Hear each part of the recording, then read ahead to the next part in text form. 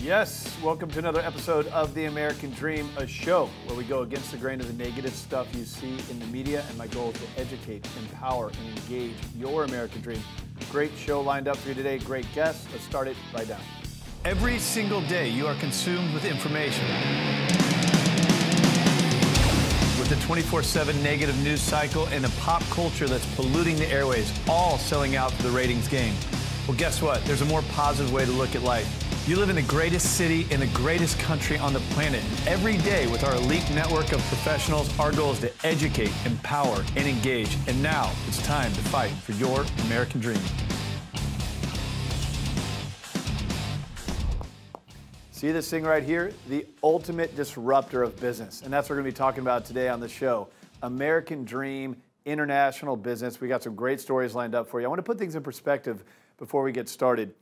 Uber, the #1 taxi cab company that doesn't own a car. Airbnb, the #1 hotel chain that doesn't have a hotel.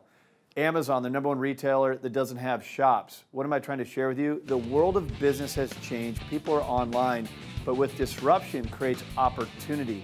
So we're going to dive into some of those opportunities today here on The American Dream. Check out these great guest interviews on the show.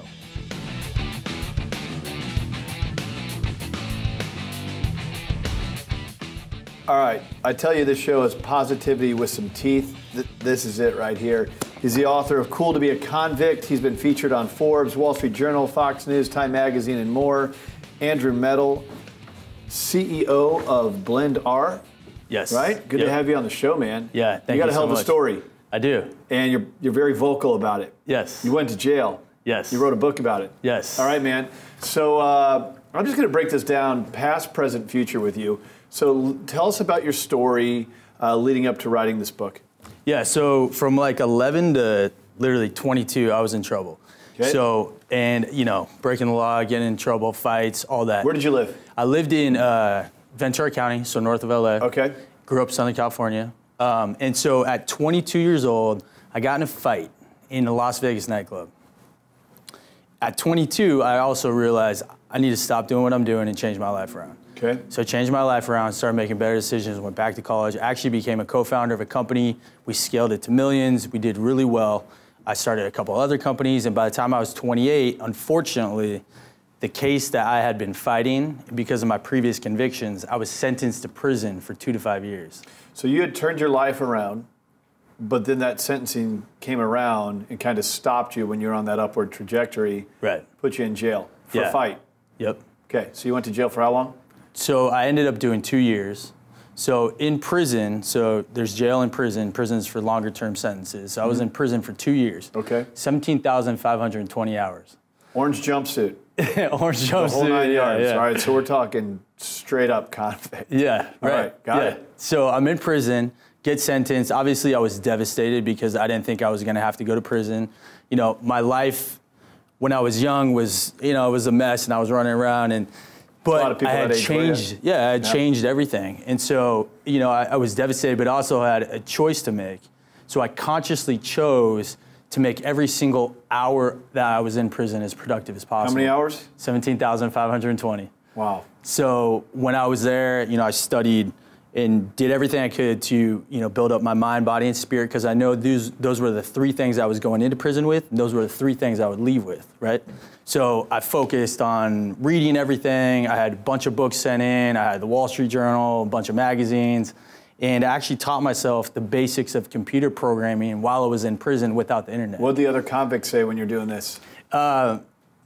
People started to, I became like an agent of change, really. Like, people started gravitating towards me. They had questions about business because I had been successful. And everyone in prison, there's this funny, like, underlying entrepreneurial hustle framework that makes up, that makes up the prison, you know, culture. So people would come to me with business questions and ask me about it. And guards used to laugh because they're like, "You're the only, you know, state inmate that's ever got a Wall Street Journal sent into prison." And so I remember writing my first line of code with a number 2 pencil and a notepad on my rack. You know, it was "Hello World" in brackets, and I thought I was a genius, right? And so I taught myself the basics of coding. In 2013, I was released, and first off, I felt mentally unstoppable, because when you can accomplish prison and get through it in a positive way, my mindset, I felt like I was invincible. But the reality was I had $200 gate money and a pair of Wrangler jeans, and I had to start from scratch. Yep. After having been a very successful business owner going into it, now you're coming out. I lost everything. Yeah, I couldn't work while I was in prison. We tried the email thing with my partners. That didn't work. You know, they'd send me emails. I'd get it 3 weeks later. I'd write back. It'd be 6 weeks. You know, it's like, that's not a good process. So. Got it. So you write the book. Tell us about the book real quick. Yeah, so I wrote the book while I was in prison. You know, I've done some editing. It's cool to be a convict. I'm pushing, so I'm 2 programs I'm part of. Founding member of a program that goes into prisons. It's called The Last Mile. We teach inmates in prisons how to compute a program. And I have a youth program I'm launching. And so the book, it's a funny book. It's entertaining. It's like Orange is the New Black meets Oz. And I want to push the book to promote my youth program. Okay, so you're now head of a youth program. Yeah. So you're trying to inspire youth, lift them up, keep them out of trouble. Right. What's the future with you? Everything. The sky's the limit. I mean, I have an augmented reality platform. That's BlendAR, so I'm a CEO and founder of that. Right, BlendAR, okay. And then I have a software development company. I have a video show on entrepreneur.com. So we interview successful entrepreneurs. We just had Nipsey Hussle and DJ Khaled on, founder of Complex. So you're doing big things, man. Forbes, Wall Street Journal, Fox, Time Magazine, now the American Dream. Thanks for coming on the show and sharing your story. The book is Cool to Be a Convict. And man, I think everybody in some way, shape, or form has that adversity. Not everybody goes to jail, but being able to share how you were able to come out and become a rising star again and put that behind you, man. It's an impressive story. Appreciate it. All right. Thank you so much, Andrew. All right, more of the American Dream coming up next.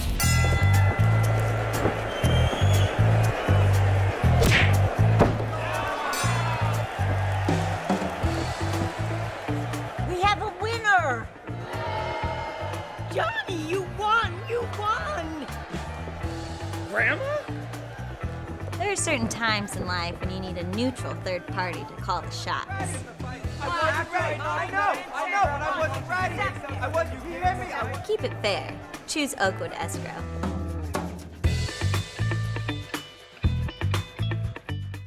Hey, Craig Sewing here, your host of The American Dream. Thank you so much for tuning into the show. I want to invite you to engage in the conversation outside of the show. How do you do that?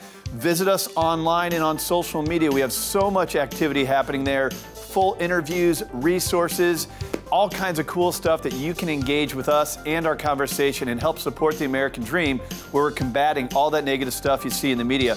But don't forget, I also want to be your #1 consumer advocate, so anything we can help you with, finance, real estate, mortgage, tax planning, estate planning, even credit scoring, we have the resources and the relationships that we can help you.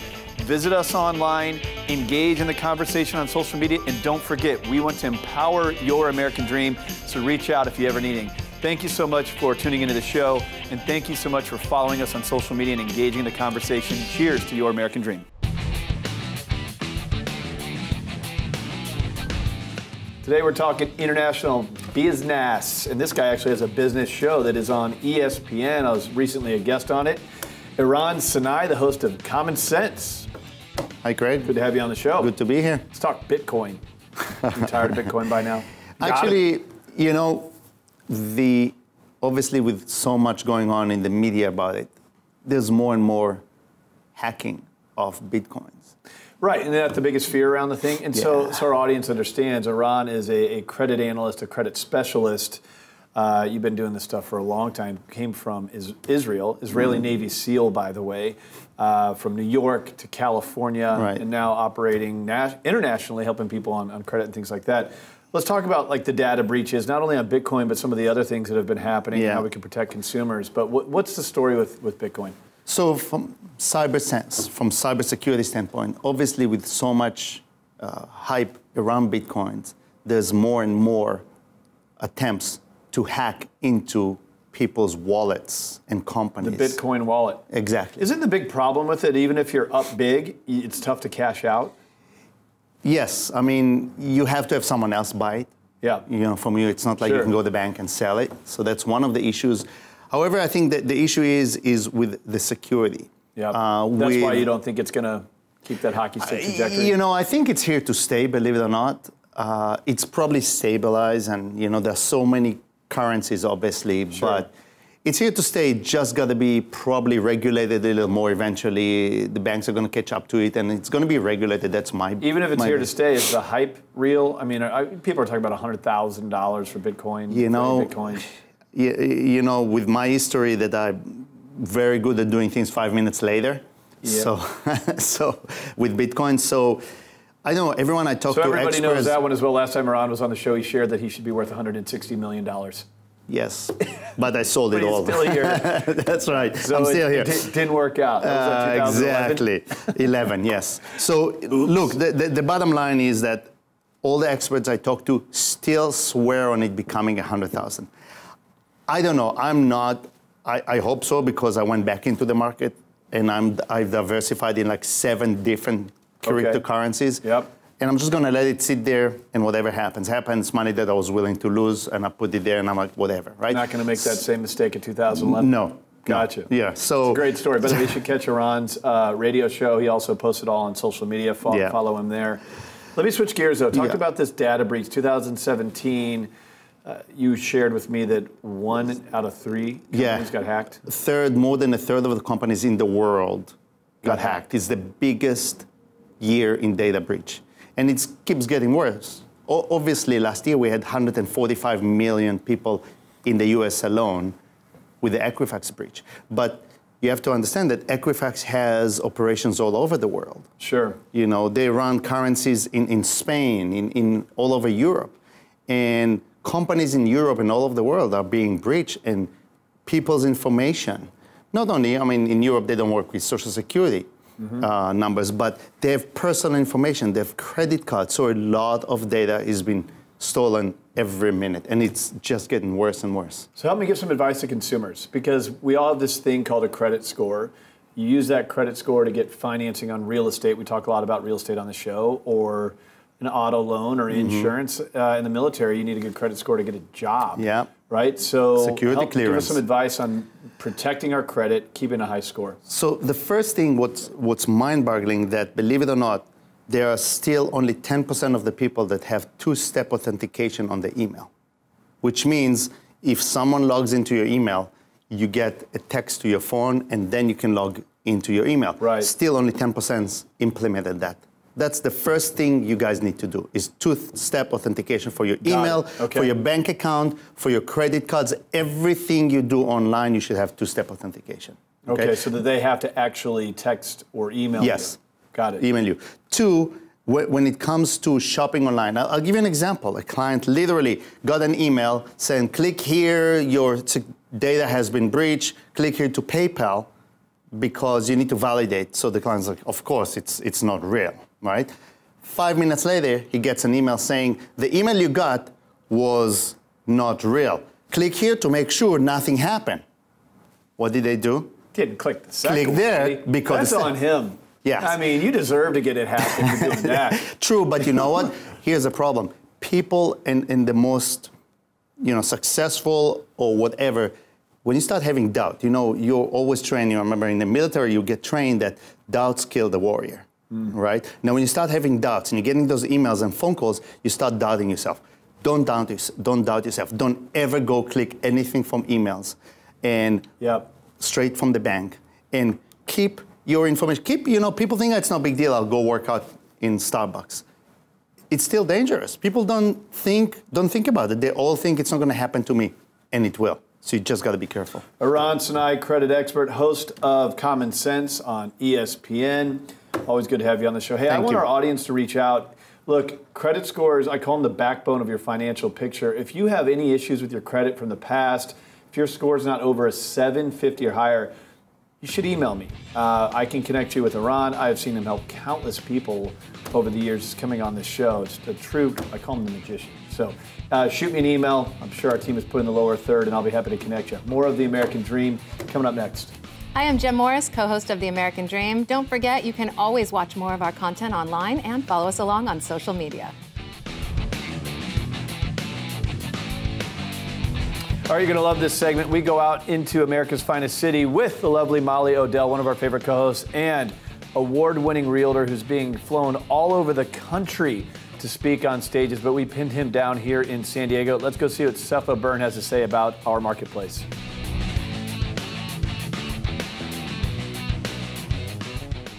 everybody, Molly O'Dell here, and I am so honored to spend my day with one of San Diego's top luxury real estate agents. He has me wearing some weird accessories today, but I can't wait to show you guys why.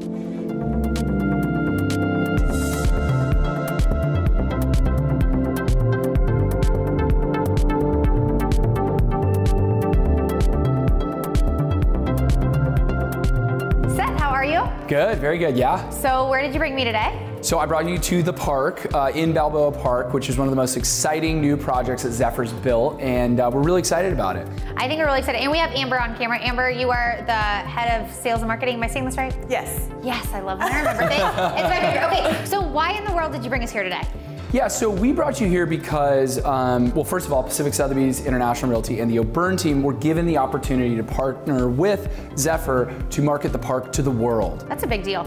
I mean, to me, I lost sleep. Yeah, it's a big deal. Like, this is, I mean, arguably probably one of the most important residential mid-rise, high-rise projects that San Diego's ever had, ever. Since there was horse and drawn carriage, nothing this important has been constructed in Bankers Hill, in my opinion. Let's put it on the calendar. It's the biggest thing coming to San Diego. Yeah, sliced bread is nothing compared to this. So, but especially when you look at luxury real estate, you know, properties starting from 1.2 million going up to 6 million with enormous floor plans, the stuff that you don't find downtown in high rises. That's why we pursued Zephyr and Amber in the park, because we're like, we believe Sotheby's would be a great match for that brand and something that's just absolutely ultra luxury in San Diego. I already like feel your love for this as you're talking about it. Okay, but I want to get into the nitty-gritty details of it. Tell us about everything that's in this park. Absolutely. I mean, as agents, we see a lot of properties in San Diego. I've never seen anything like this. And every time I walk into the building, I get so excited. I geek out over it because, I mean, we're located right across the street from Balboa Park. You know, world-class museums and art festivals and photography and all this philanthropy and energy there. And then you have this building that's a piece of art itself. I mean, our architects are Dialogue. They're from Canada, and this is their first job in San Diego. So they definitely left a mark. This tower is encased in glass and marble, and our architect actually flew to Greece to hand select where in the quarry he was gonna get the marble from. Then he flew it back to Texas and literally cut it like sliced bread, laid it out and book matched it. Oh my God. It looks insane. It's beautiful. It glows in the sunlight. It's absolutely insane. We have all of these terraces on all of the homes. In total, Seth and I calculated, it's over a ½ acre of outdoor living space on the entire building. Oh my gosh. Unheard of. That is, you've never seen anything like that. I haven't. No. Yeah, the balconies are larger than most people's living rooms, to put it in perspective. That's insane. And from some of the balconies, which is my zinger, which I've come to love, from some of the balconies overlooking Balboa Park, because you know it's right on Balboa Park, you can see the heads of giraffes as they walk through the San Diego Zoo. Oh my gosh. Which is pretty crazy. No building can say that. I am absolutely falling in love with this project. So let's go put on hard hats and let's see the rest of the project. All right. Sounds good.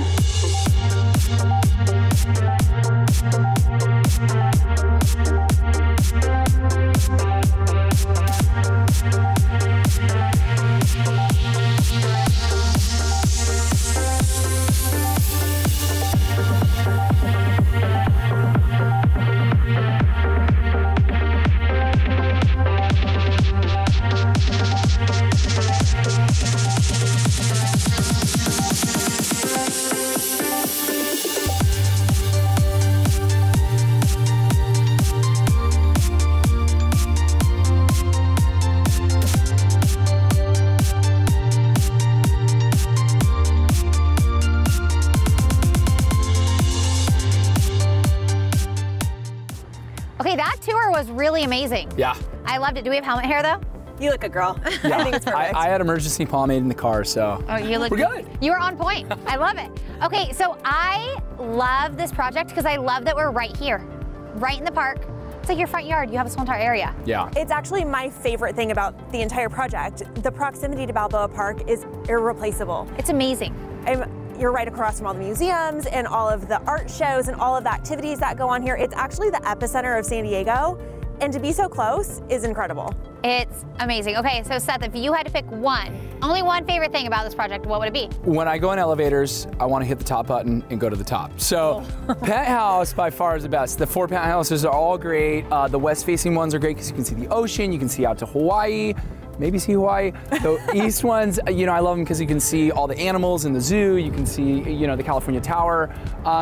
But I really love the southerly views because you really recognize that this mid-rise is above most high-rises. That's how high it is sitting on top of this hill. So I love the penthouses. I think that's an amazing thing to love. And Amber, other than the proximity to the park, what's your other favorite thing? I love the townhomes. I mean, again, it has to tie into the park. I'm obsessed, obviously. But just being able to walk out your front door and get to the largest urban park in the nation is unprecedented. And the way that the townhomes have that amazing indoor-outdoor feel because you have that courtyard.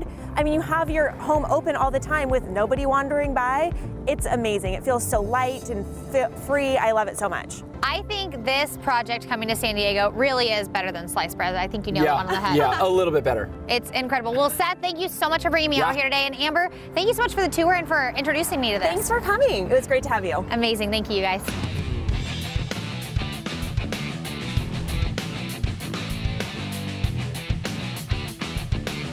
The American Dream, and I absolutely love this guest because everything he speaks to and does is exactly what this show is about. Inspiring you, being happy, increasing your drive, your passion. Reid, founder of Secret Knock. What's new with you?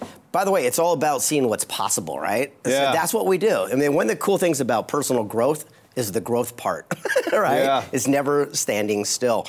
Right now, we've got Secret Knock coming up in March again. The last one was unbelievable. And tell us about the last one. It was pretty cool. So we had some special guests show up. The creator of Showtime Television. We had Tonino Lamborghini fly all the way from Italy. The founder of the Make-A-Wish Foundation, the inventor of the credit card. We had the guy who created Chuck E. Cheese and a private Skype with Edward Snowden hiding in Russia. How do you do this? It's a Tuesday. And it's a Tuesday. It's just whatever. Exactly. And so what happens at this thing? These great speakers, these amazing people.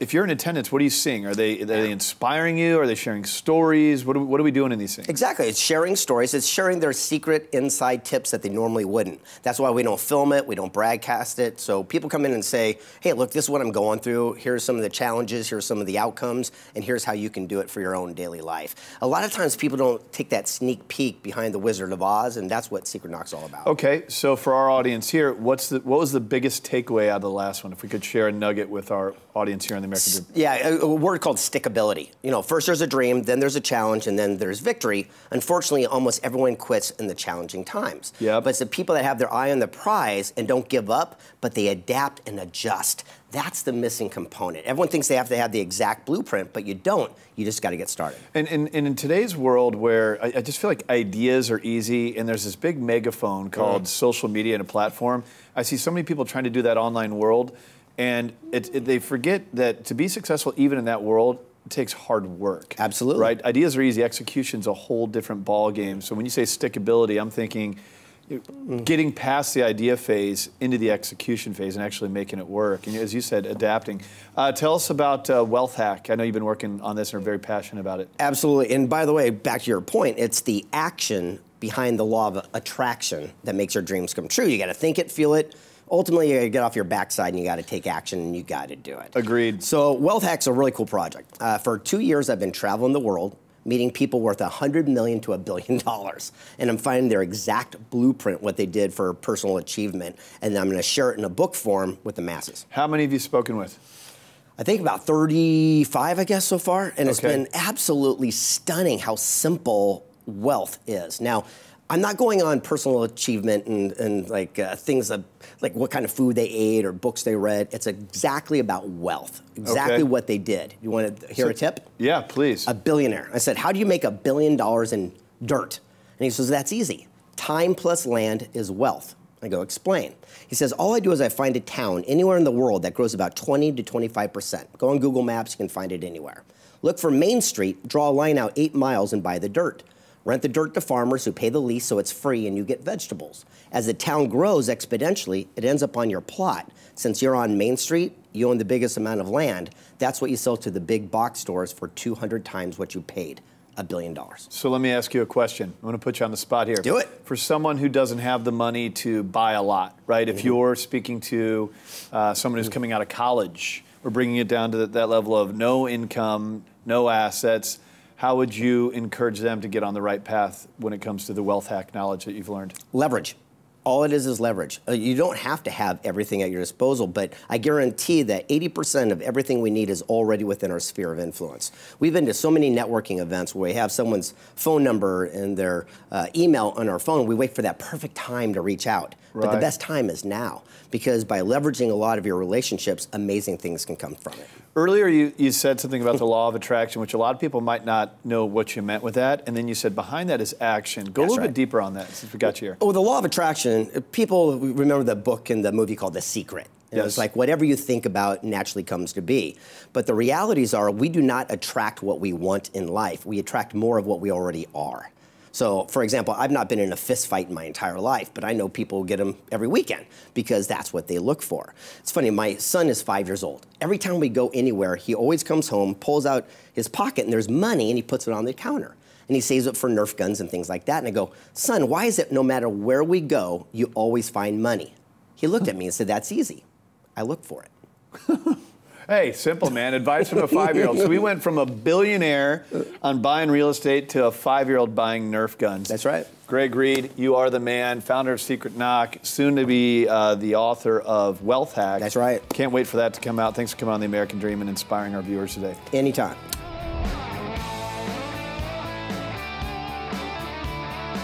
That's all for today's show. However, I want to remind you, you can find us online as well. We're posting all the time. Facebook, Instagram, YouTube. Visit us at AmericanDreamNetwork.tv. Find us there. We'd love to hear from you. Engage in the conversation. That's all for today, and we'll see you tomorrow. Cheers to your American Dream.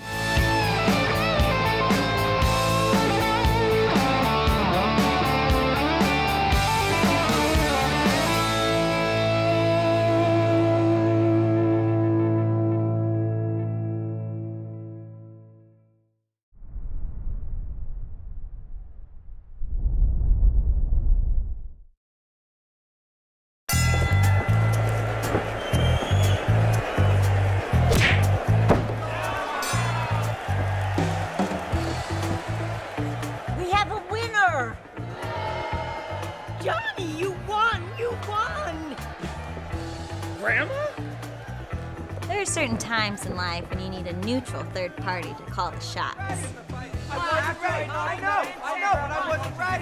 I wasn't. You hear me? Keep it fair. Choose Oakwood Escrow.